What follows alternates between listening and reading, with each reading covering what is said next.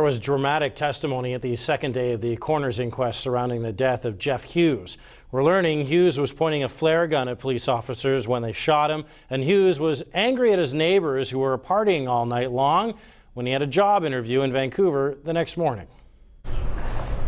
All is quiet at this apartment block on Selby Street now, but it was a very different story the night Jeff Hughes was shot and killed by police.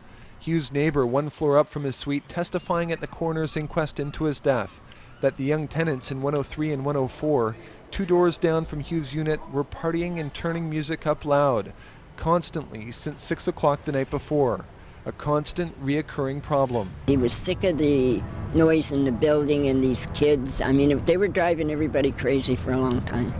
She says she heard early that morning the then unemployed Hughes pleading with the kids to quiet down because he needed to sleep. Because he needed to get the first ferry in the morning to get a job in Vancouver that was coming up.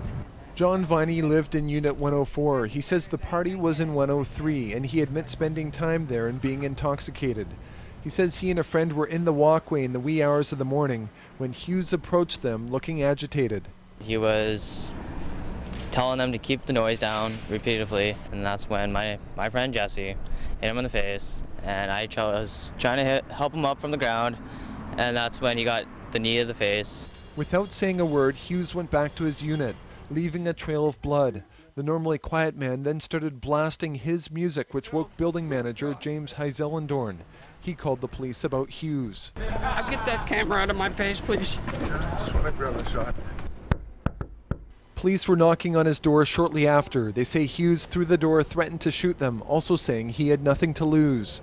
Constable Matthew Watkin then testified he returned to the front of Hughes' door with his handgun drawn, trying to hear anything that was going on inside. He was stooping low in case Hughes shot out, when all of a sudden the door opened and Hughes pointed what he thought was a handgun 4 inches from his head.